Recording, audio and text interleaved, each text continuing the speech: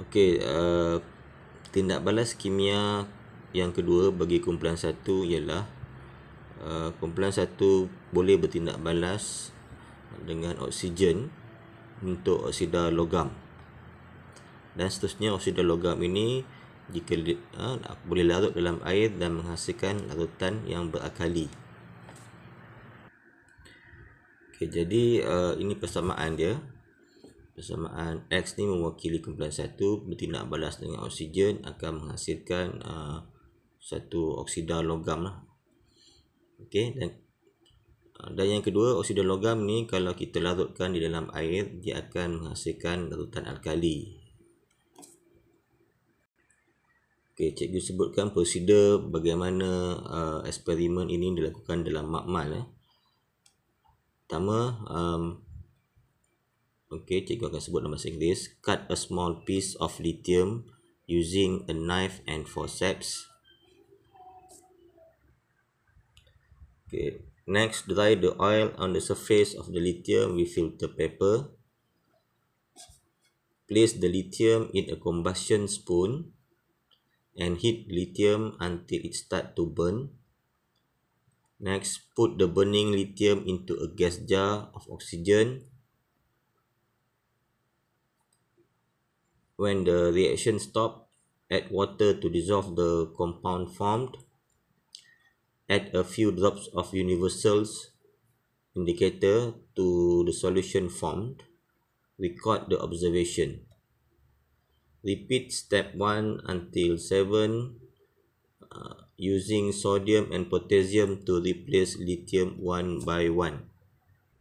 Okay, kita lihat pemerhatian terhadap eksperimen kita. Pertama, lithium dia terbakar perlahan dengan nyalaan merah menghasilkan pepejal putih.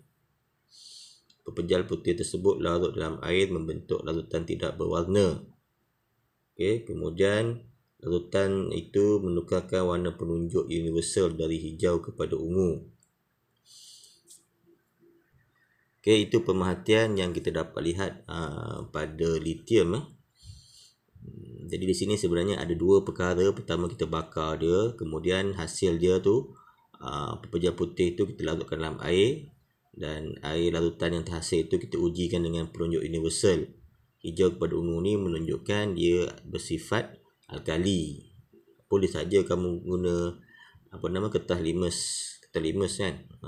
Ini kita guna penunjuk yang lain, penunjuk universal. Okay, seterusnya pemerhatian terhadap natrium. Natrium terbakar terang dengan nyalaan kuning menghasilkan pepejal putih. Okey. Pepejal putih ni sebenarnya adalah natrium oksida lah, hasil daripada pembakaran natrium dengan oksigen. Kemudian pepejal putih larut dalam air membentuk larutan tidak berwarna. Okey, kemudian larutan itu menunjukkan menukarkan penunjuk universal selain daripada kertas pH, kertas pH kertas litmus biru. Okey. Jadi kita tengok inference sedikit terhadap pemerhatian natrium ni. Okey, pepejal putih tu adalah kerana inilah kalau kamu lihat ada persamaan dia ni. Natrium bertindak balas dengan oksigen menghasilkan natrium oksida ataupun sodium oxide. Ini persamaan dia lah. Yang pepejal putih tu sodium oxide lah. Okey, kemudian sodium oxide ni kalau kita larutkan di bawah ni, dilarutkan dalam air, ini persamaan dia. Natrium oksida, sodium oxide ataupun react with water, tindak balas dengan air, dia akan menghasilkan larutan alkali, natrium hidroksida. Okey, kita lihat last sekali pemerhatian terhadap kalium. Kalium terbakar dengan sangat terang dengan nyalaan ungu menghasilkan pepejal putih. Kemudian seperti biasa, pepejal putih itu boleh larut dalam air membentuk larutan tidak berwarna. Okey, macam biasalah, dia boleh menukarkan penunjuk universal. Okey, ini dia punya tindak balas kimia yang kedua. Pertama, apa yang perlu kamu kena tahu di sini adalah persamaan kimia dia. dan juga sedikit prosedur dia kena tahu, dan kena tahu, kena dapat apa nama ni, memerhatikan bahawa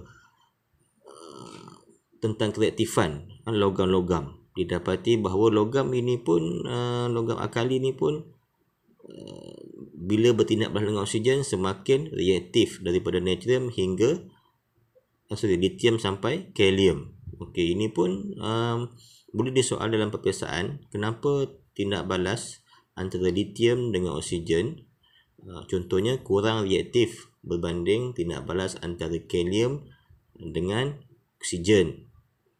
Jadi dia punya penjelasan pemakahan dia lebih kurang, seperti mana penerangan tindak balas kumpulan 1 dengan air. Okey, jadi kamu boleh rujuk balik kepada huraian cikgu tentang kreatifan, perbezaan kreatifan logam apabila menuruni kumpulan daripada lithium sampai kalium.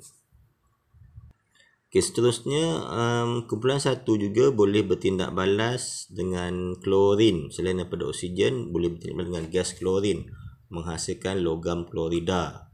Okey, jalan kerja dia lebih kurang saja seperti mana dengan oksigen. Cikgu mungkin tidak cerita panjang pasal tindak balas ini, kamu boleh rujuk buku lah. Okey, cikgu terus kepada sudah habis kumpulan 1, kita pergi kepada satu lagi kumpulan 17. Kumpulan 17 ini yang berada sebelah kanan, di sebelah kumpulan 18 gas adi. Kumpulan 17 ini nama lain dia adalah halogen. Terdiri daripada fluorin, klorin, bromin, iodin dan astatin. Okey, disebabkan mereka ni berada di kumpulan 17 kerana setiap atom unsur dia mempunyai 7 elektron valence. Itu sebab dia terletak pada kumpulan 17. Sifat fizik dia tidak boleh mengkondensasi elektrik. Okey. Okey, di sini kalau kita lihat cara kita menulis unsur-unsur ini secara semula jadi. Kalau kamu lihat, kamu tengok fluorin F2, klorin Cl2, bromin Br2. Jadi kumpulan 17 ni kalau kamu nak tulis secara formula, kita kena letak 2. Okey, seperti biasa, untuk setiap kumpulan kita akan menceritakan tentang dua perkara yang besar lah, iaitu sifat fizik dan sifat kimia. Okey, untuk sifat fizik kumpulan 17, sifat fizik dia adalah, ataupun sifat fizikal dia berubah. Dia punya takat lebur dan takat didih yang rendah.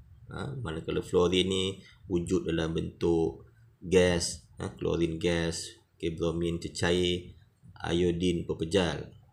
Okey.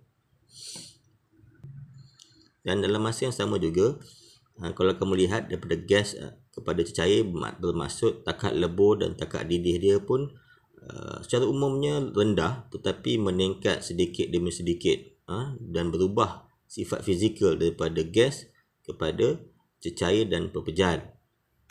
Jadi soalan yang boleh ditanya berkenaan dengan sifat fizik, keadaan fizikal ni adalah, okey, kenapa takat lebur dan takat didih dia semakin meningkat daripada fluorin sehingga iodin. Okey, penerangan dia hampir sama juga dengan kumpulan 18. Kenapa takat lebur, takat didih dia semakin meningkat apabila menuruni kumpulan. Okey, untuk kali ini cikgu akan buat satu soalan yang khusus, seperti mengapa takat lebur dan takat didih iodin lebih tinggi daripada takat lebur, takat didih klorin. Okey, jawapan yang pertama seperti biasa, kamu kena nyatakan dari segi saiz atom. Okey, maka kamu kata saiz atom iodin lebih besar daripada saiz atom klorin. Okey, yang kedua, kamu nyatakan bahawa daya tarikan antara, kalau kumpulan 18 antara atom, tidak bagi kumpulan 17. Kumpulan 17 ni dia wujud dalam bentuk dua atom ataupun molekul. Maka kita katakan daya tarikan antara molekul di dalam iodin lebih kuat daripada daya tarikan antara molekul klorin. Okey, cikgu ulang. Kita berkatakan daya tarikan antara molekul di dalam iodin lebih kuat berbanding di dalam klorin. Okey, yang ketiga, maka lebih banyak tenaga diperlukan untuk mengatasi daya tarikan antara molekul di dalam iodin berbanding klorin. Okey, itu jawapan dia. Okey, habis tentang sifat fizik kumpulan 17, kita pergi kepada sifat kimia unsur kumpulan 17. Bermaksud apakah tindak balas kimia. Okey, kumpulan 17 yang pertama ni dia boleh bertindak, halogen ni boleh bertindak balas dengan air. Okey. Ini persamaan dia ni, persamaan umum dia. X ini mewakili halogen, sama ada klorin, Cl2, bromin, Pr2 atau iodin. Okey, kalau kamu lihat kita akan tindak balaskan klorin, bromin dan iodin dengan air, tetapi wujud ada 3 bentuk radas. Ini kerana disebabkan perbezaan sifat fizik. Klorin dalam bentuk gas, jadi ini radas yang sesuai. Manakala bromin dalam bentuk cecair, inilah cara tindak balas dengan air yang sesuai. Dan iodin begini, sebabnya iodin wujud dalam bentuk pepejan. Namun ketiga-tiga gambar rajah ini masih tindak balas yang sama, tindak balas halogen dengan air. Okey. Okey, cikgu hanya baca tindak balas kaedah gas klorin ya. Gas klorin dilalukan melalui air dalam tabung uji. Kita ada tabung uji dan ada tiub ni. Tiub ini kita lalukan gas klorin ke dalam air. Jadi akan berlaku tindak balas membentuk satu larutan yang baru. Dan larutan ini kemudian kita akan larutan terhasil diuji dengan ketal limas biru. Okey. Okey, pemerhatian. Untuk klorin, larut dengan cepat dalam air menghasilkan larutan berwarna kuning. Ini persamaan dia. Kamu kena hafal lah ni. Kumpulan 1 dengan air biasa keluar. Kumpulan 17 dengan air pun boleh keluar persamaan ini dalam peperiksaan. Klorin tindak balas dengan air menghasilkan HCl ni, asid hidroklorik, dan HOCl, asid hypochlorous. Asid hipochlorous.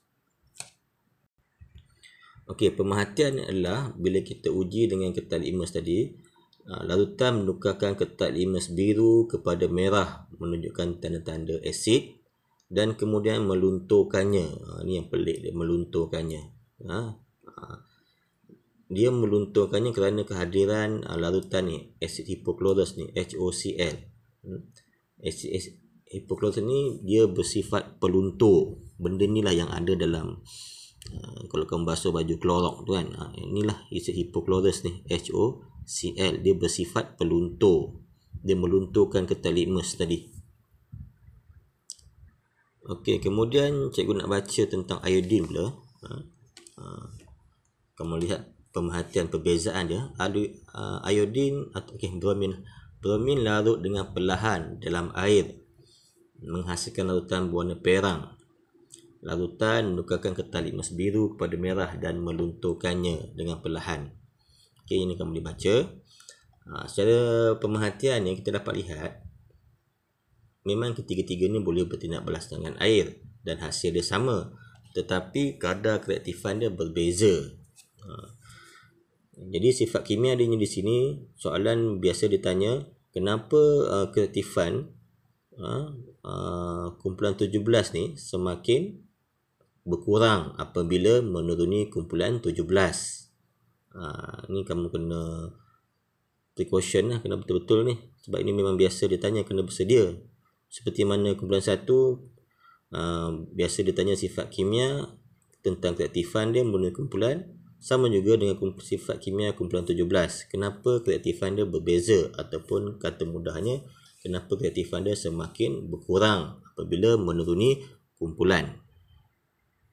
Okey, sebelum cikgu nak menjawab soalan tadi, kita lihat kecenderungan atom kumpulan 17 ni. Kalau kita tengok klorin, contohnya klorin ni klorin.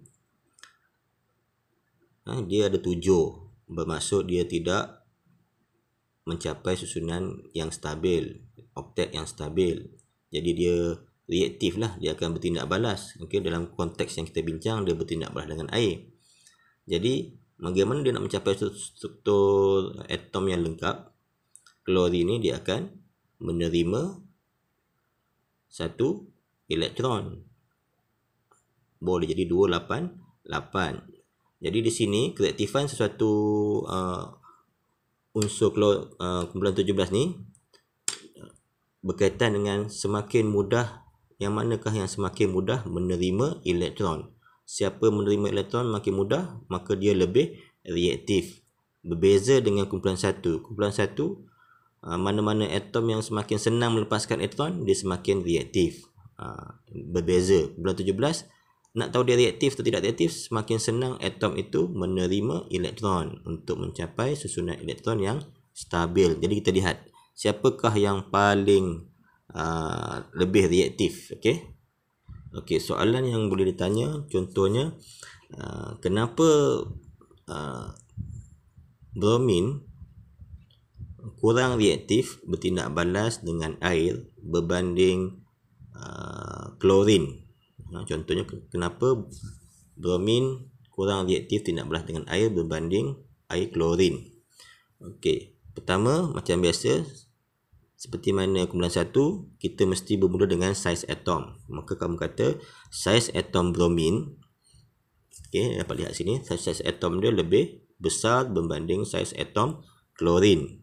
Satu poin. Kemudian kamu kata jarak antara nukleus dengan elektron valence lebih jauh dalam bromin berbanding klorin. Yang ketiga, maka daya tarikan antara nukleus